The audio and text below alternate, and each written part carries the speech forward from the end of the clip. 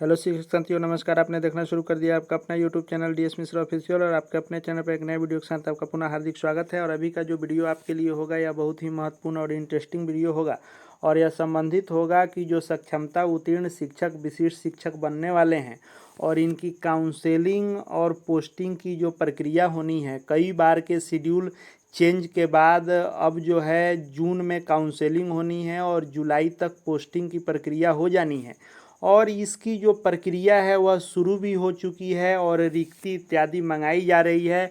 और रिक्ति जो है 25 मई से लेकर के और 2 जून तक रिक्ति डिवीज़न वाइज सभी जिलों से पटना मुख्यालय में मांग की गई है और सभी डिवीज़न के अंतर्गत आने वाले जिले अपने डेट के अनुसार रिक्ति दे भी रहे हैं और रिक्ति की एंट्री भी हो रही है।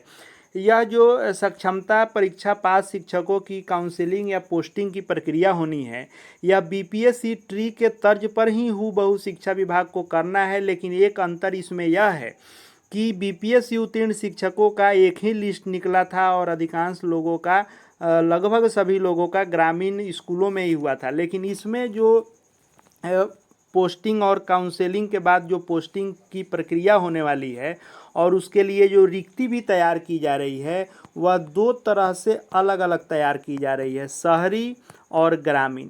शहरी और ग्रामीण इलाकों के लिए रिक्ति भी अलग अलग मंगाई जा रही है और पोस्टिंग की जो लिस्ट भी निकाली जाएगी वो भी शहरी की अलग लिस्ट होगी और ग्रामीण की अलग लिस्ट होगी। तो हम लोग यह जानने का कोशिश करेंगे आज के वीडियो में कि ग्रामीण स्कूलों में पोस्टिंग की प्रक्रिया क्या होने वाली है, किनको ग्रामीण स्कूल मिल सकता है और इसके लिए प्रक्रिया क्या अपनाई जा रही है, रिक्ति कैसे तैयार किए जा रहे हैं। और इसके पूर्व के वीडियो में हम लोगों ने देखा था कि शहरी स्कूलों की रिक्ति की गणना कैसे की जा रही है और शहरी स्कूलों में किन की पोस्टिंग होगी और पोस्टिंग की प्रक्रिया क्या होगी। तो यदि शहरी स्कूलों में पोस्टिंग की प्रक्रिया वाले वीडियो को आपने नहीं देखा होगा तो चैनल के प्लेलिस्ट में जाएं और सक्षमता सेक्शन में जाकर के उस वीडियो को निश्चित रूप से देख लेंगे। एकदम क्लियर आपको हो जाएगा कि शहरी स्कूलों में किनकी और कैसे किस प्रकार से पोस्टिंग होनी है। उसमें एक एक बातों को मैंने स्पष्ट रूप से बताया है। अभी के वीडियो में हम लोग ग्रामीण वाले को देखेंगे और यदि चैनल से अब तक नहीं जुड़ पाए हैं तो चैनल को सब्सक्राइब करके बेल आइकन को प्रेस कर लेंगे ताकि आगे सक्षमता परीक्षा उत्तीर्ण शिक्षकों विशिष्ट शिक्षक और बाकी सभी शिक्षा विभाग और शिक्षकों से संबंधित हर एक छोटी बड़ी लेटेस्ट अपडेट आपको मिलती रहेगी। तो देखिए, यह उदाहरण के तौर पर हम लोग देखने समझने का कोशिश करेंगे। यह जो है पूर्वी चंपारण जिले का पत्र है जिसमें सभी प्रधानाध्यापक से मांग किया गया है ग्रामीण स्कूलों का रिक्ति का। ऐसे ही इसके पहले वाला जो पत्र था वह शहरी स्कूलों का था, तो यह ग्रामीण स्कूलों का है। तो ग्रामीण स्कूलों में रिक्ति कैसे बन रही है, तो विद्यालय का नाम, ब्लॉक का नाम, यू डैश संख्या नोट करने के बाद जो छात्र का नामांकन है आपके विद्यालय में उसका ब्यौरा मांगा जा रहा है कि 1 to 5 में सामान्य छात्र, उर्दू पढ़ने वाले, बांग्ला संस्कृत पढ़ने वाले कितने हैं, 6 to 8 में कितने छात्रों का नामांकन है, 9-10 में कितने छात्रों का नामांकन है और 11-12 में आर्ट्स में कितने बच्चे का नामांकन है, कॉमर्स में कितने बच्चे का नामांकन है, साइंस पढ़ने वाले बच्चों में बायोलॉजी पढ़ने वाले कितने हैं और मैथ पढ़ने वाले कितने हैं। यह संवर्ग वाइज 1 to 5, 6 to 8, 9, 10 और 11-12 की टोटल जो है बच्चों की रिक्ति, बच्चों की संख्या मांगी जा रही है क्योंकि छात्र शिक्षक अनुपात के अनुसार ही रिक्ति बनती है। तो पहले छात्रों का नामांकित संख्या बताना है। उसके बाद जो मांगा जा रहा है वह नियमित शिक्षकों की संख्या बतानी है। 1 to 5 में विषय वाइज यानी समान उर्दू बांग्ला के कितने शिक्षक आपके विद्यालय में कार्यरत हैं। 6 to 8 में नियमित शिक्षक विषय वाइज यानी आपको हिंदी, अंग्रेजी या फिर संस्कृत, सोशल साइंस, साइंस एवं मैथ के कितने शिक्षक हैं, उनकी कितनी संख्या है। 9 से 10 के शिक्षकों की विषय वाइज जितने भी विषय हैं लगभग 16 विषयों में कितनी संख्या है और 11-12 में लगभग 30-32 विषय हैं, उनमें किस विषय में कितने शिक्षक बहाल हैं। फिर मांगा जा रहा है कि नियोजित शिक्षक 1 to 5, 6 to 8, 9, 10 और 11-12 में वैसे ही सेम विषय वाइज किस संवर्ग में कितनी संख्या है और उनमें सक्षमता उत्तीर्ण जो शिक्षक हैं उनकी संख्या 1 to 5, 6 to 8, 9, 10 और 11-12 में विषय वाइज किस विषय के कितने शिक्षक सक्षमता परीक्षा पास किए हैं। उसके बाद फिर जो मांगा जा रहा है वह बीपीएससी शिक्षकों का लिस्ट मांगा जा रहा है कि 1 to 5, 6 to 8, 9, 10, 11, 12 में बीपीएससी ट्री 1 और ट्री 2 के अंतर्गत कितने शिक्षक बहाल हैं। अब यह बीपीएससी शिक्षक, सक्षमता उत्तीर्ण और नियोजित शिक्षक और नियमित शिक्षकों की संख्या और छात्रों के नामांकन का जो अनुपात निकलेगा, इसके अनुसार रिक्ति को बनाई जा रही है। और इस रिक्ति को बनाने के बाद जो इसमें प्रक्रिया होगी पोस्टिंग की, वह क्या होगी, तो जैसे इसके पहले हम लोगों ने देखा था कि पूर्वी चंपारण जिले में 249 विद्यालय जो हैं वे शहरी क्षेत्र के विद्यालय हैं। इसके अंतर्गत नगर निगम भी आते हैं और नगर परिषद भी आते हैं और नगर पंचायत भी आते हैं। या तीनों के दायरे में आने वाले 249 स्कूल थे। आपके ज़िले में जो भी संख्या हो उतने शहरी स्कूल हो गए थे। और जो बाकी बचे स्कूल हैं यह ग्रामीण क्षेत्रों के स्कूल हैं।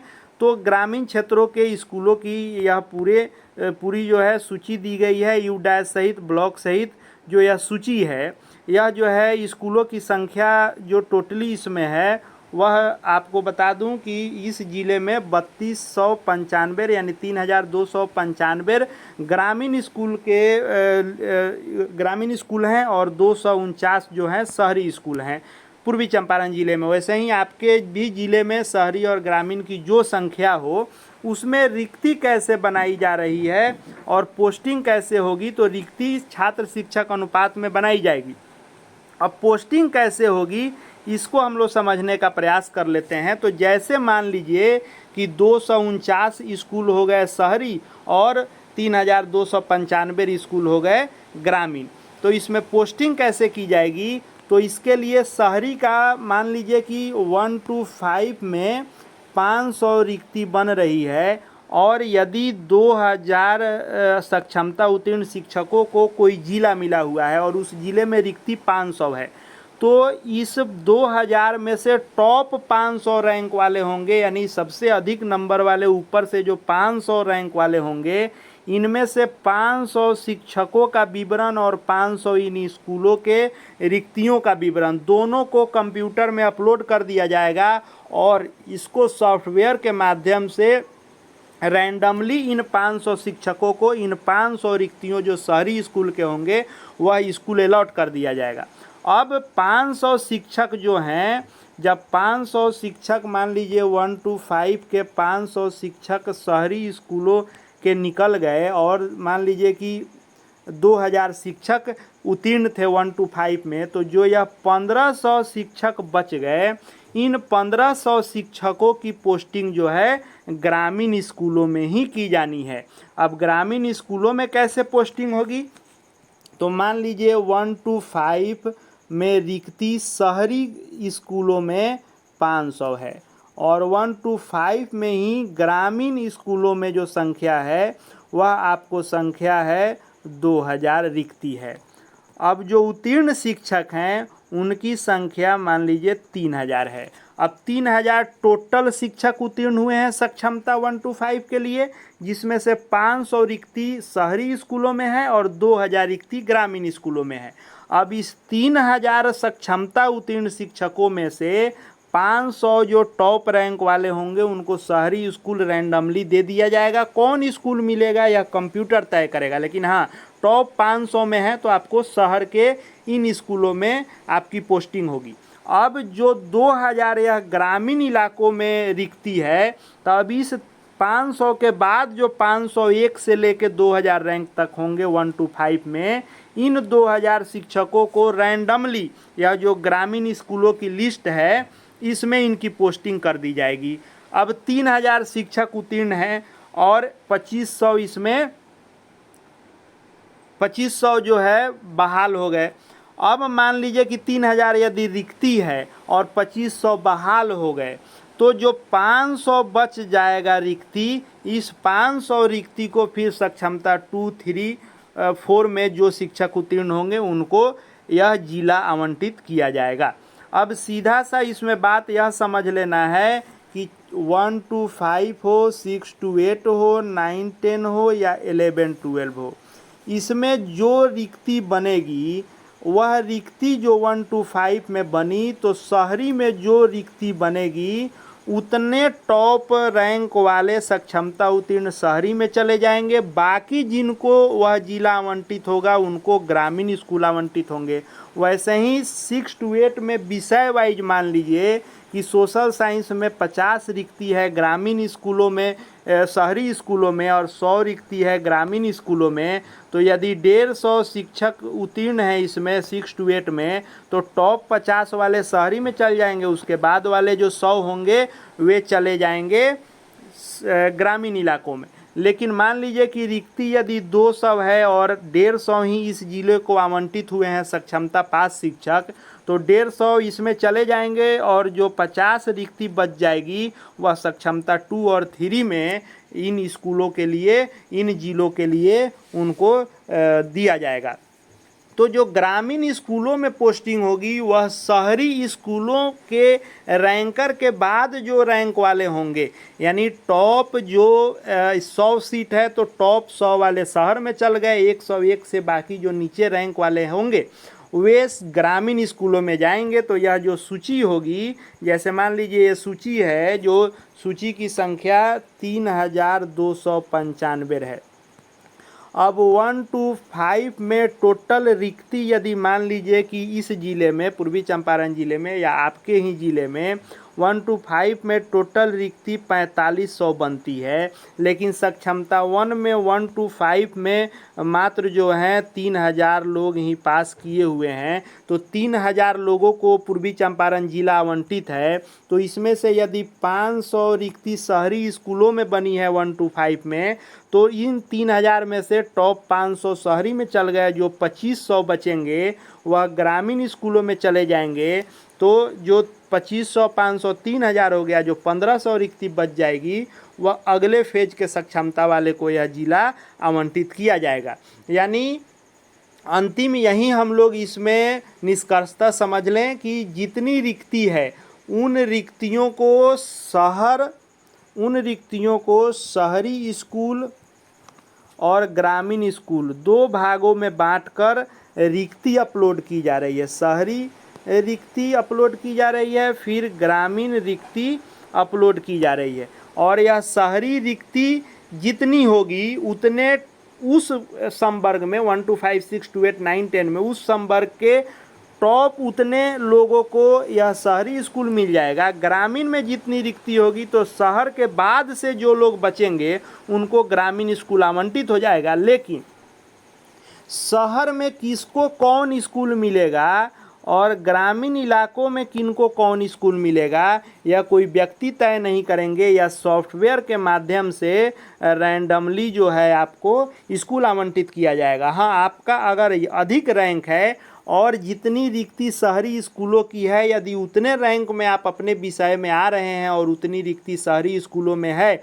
वह जिला आपको आवंटित है तो शहरी मिलेगा, अन्यथा स्थिति में आपको ग्रामीण मिलेगा। शहरी में भी आपको नगर निगम, नगर परिषद, नगर पंचायत जो दूर दूर भी हैं, कहने को शहरी स्कूल होंगे लेकिन वो भी दूर होंगे, नगर पंचायत इत्यादि किसी भी ज़िले में दूर दूर तक होंगे। तो इस तरह से शहरी और ग्रामीण इलाकों में पोस्टिंग होनी है।